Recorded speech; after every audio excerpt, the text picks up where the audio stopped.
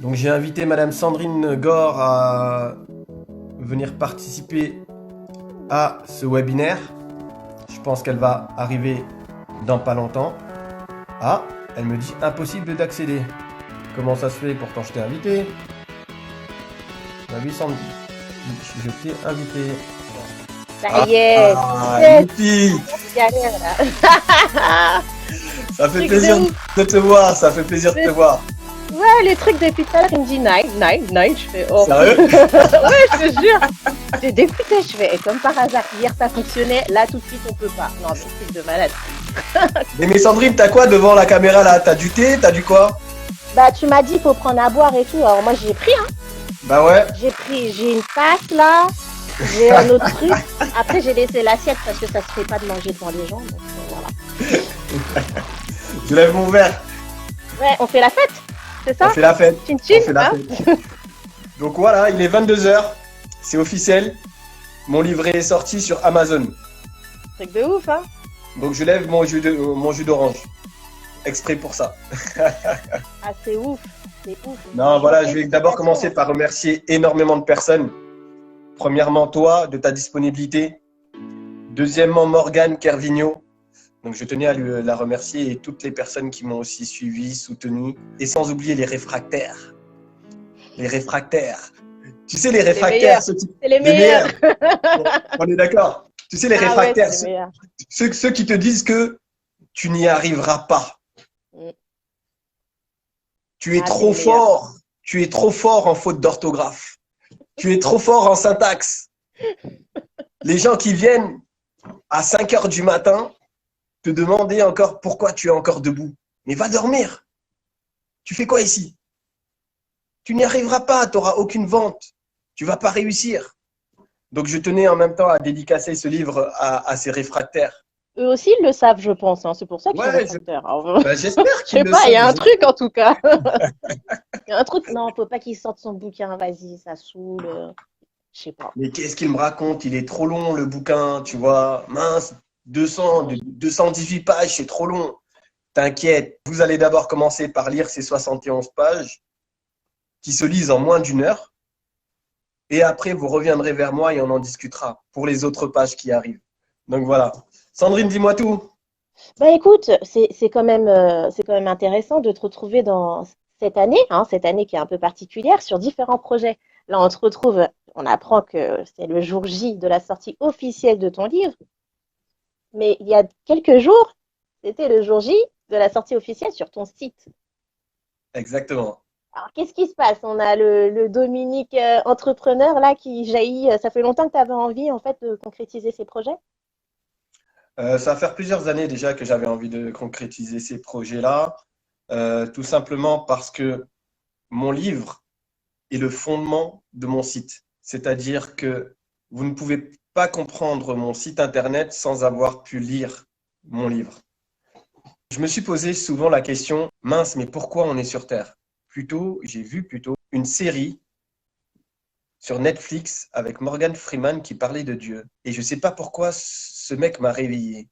On ne peut pas être juste un être humain. Non. Il faut en fin de compte que les gens puissent se souvenir de nous. Et par ces mots, ben, je me suis dit comment, à ma manière et à ma façon, de montrer aux gens que j'aime que je veux être immortel à leurs yeux. Si mon corps n'est plus là, qu'est-ce que je peux laisser à ma famille et au futur? Et pourquoi pas un livre? La Bible est bien un livre. Le Coran est bien un livre. La Torah est bien un livre.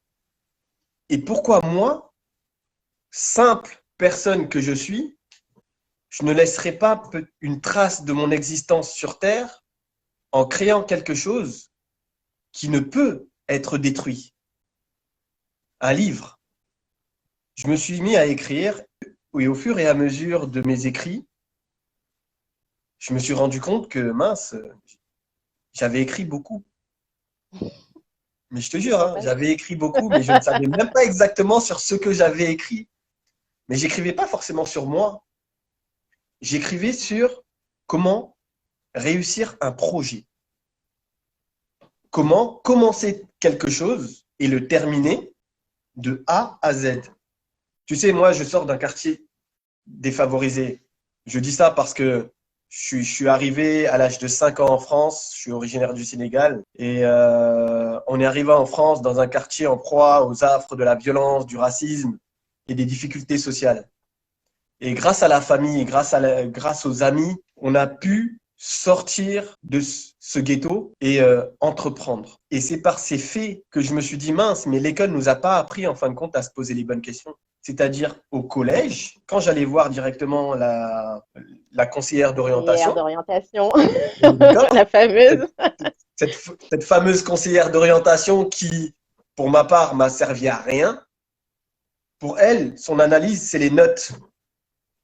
Mais c'est pas tes capacités, c'est tes notes. Tes notes sont en adéquation avec tes capacités. Alors que c'est complètement faux. Tu peux avoir de mauvaises notes, mais avoir des capacités qui font que. Sauf que si on ne te donne pas les outils nécessaires pour pouvoir mettre en place ces capacités, c'est tout à fait normal que tu aies des notes qui ne sont pas en adéquation avec ce que tu sais faire réellement, ou bien qui ne sont pas en adéquation avec ce que tu es réellement. Donc je me suis dit non, mais au lieu d'être moi-même conseiller d'orientation, mais dans le mauvais sens du terme, je vais être conseiller d'orientation, mais dans le bon sens du terme. C'est-à-dire que je vais te donner des outils nécessaires afin que tu puisses commencer et terminer un projet de A à Z. J'ai pris mon expérience en exemple, mais j'ai aussi pris l'expérience d'autres personnes et d'autres mentors en exemple, ceux qui avaient réussi, les acteurs, les professeurs, les psychologues. Et je me suis moi-même posé la question, mais comment je peux faire pour pouvoir commencer et terminer un projet sans pour autant faire appel à ces professionnels. La première phase, c'était de pouvoir me poser les bonnes questions, qui j'étais. Et en faisant en fin de compte cette introspection, je vous pose aussi la question qui vous êtes réellement. Quelles sont vos capacités? Qu'est-ce qu'on vous a dit à l'école pour que, en fin de compte, vous êtes là en train de dire je n'y arriverai pas? Je ne veux pas qu'on soit juste des moutons dans une société, je veux qu'on soit des lions dans une société faite de moutons.